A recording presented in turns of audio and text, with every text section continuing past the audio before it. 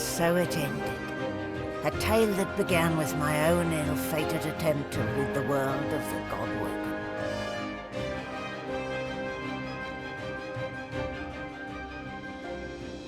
A new divine rose, a true heir to the Seven, more powerful than ever, and united Rivellon in its battle against the Void.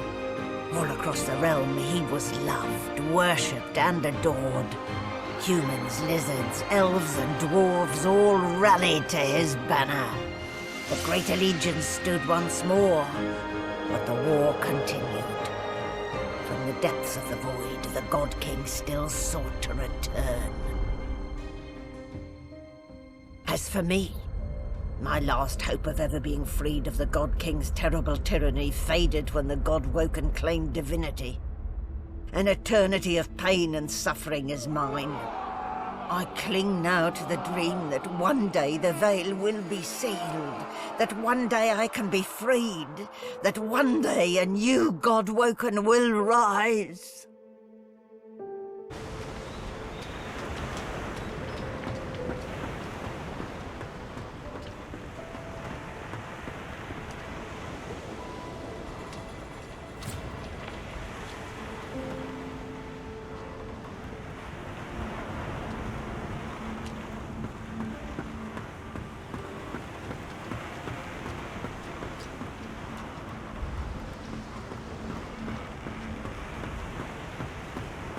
It gives me all I am at the... You look up and with a start.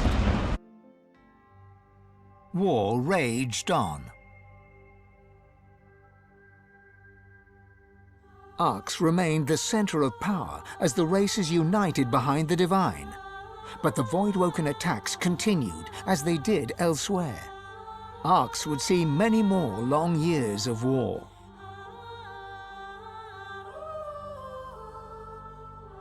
The ancient empire of lizards became one of the pillars of the new Divine Alliance. The houses of war and of shadows were particularly useful in the fight against the God King. The empire used the war to expand its territory. With Lucian gone, the elves reluctantly rejoined the Divine Alliance. Their place in the war on the Void would entirely depend on the integrity of the new Divine. And here and there, across the world, what was left of the Black Ring fought on. The island of Fort Joy remained a sorcerer's paradise, a place of exile for those whose sorcery threatened to bring in the Void. For their well-being, its residents depended entirely on the benevolence of the new Divine. Reaper's Coast struggled on. The farms and the fisheries fought to feed the people against the Void-woken blight.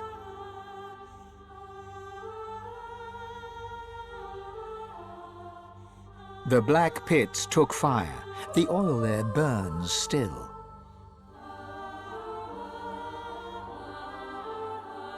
Driftwood teetered on the edge of starvation until the night the Void-woken came from the sea. All were killed. This did, however, put an end to the famine. The nameless isle had vanished. Although only open water remained, by instinct ships would steer clear. None of the captains could articulate why. Arx battled on.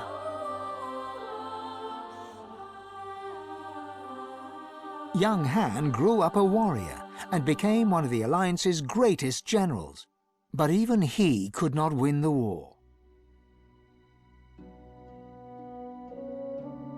Almira and Mihaili settled in an abandoned homestead. The locals liked and respected Almira. She never wanted for help, and deals always fell to her favor. Outsiders were often suspicious, but no local would speak against her. With a new divine at the helm, Malady had a powerful ally, but she was in no hurry to call in her favor. After all, It might be the last thing she ever did. Having performed the greatest act of necromancy in history, Tarquin found the new world unchallenging. He became obsessed with rumors of another plane of existence. One day he vanished and was never seen again.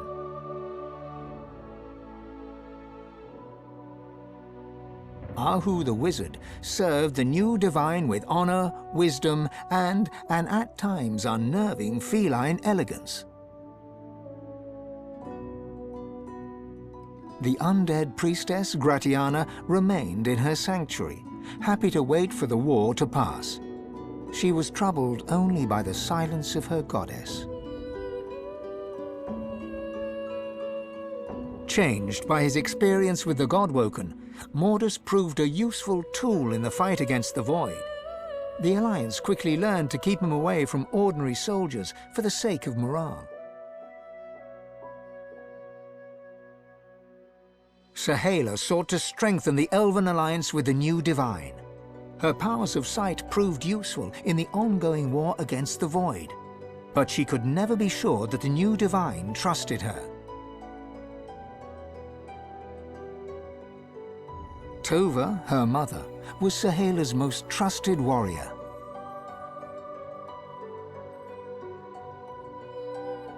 The Beast of the Sea returned to the Dwarven Kingdom to lead the dwarves in the fight against the Void. After a series of public blunders, Marcus eschewed political power and returned to the sea. The Beast and the Lady Vengeance sail on. And then there was you.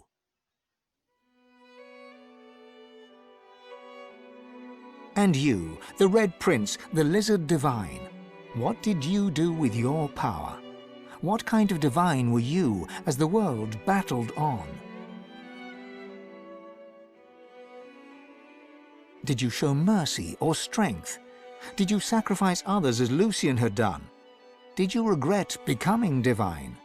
Did you wish you'd surrendered the power that runs through your veins and sealed the veil?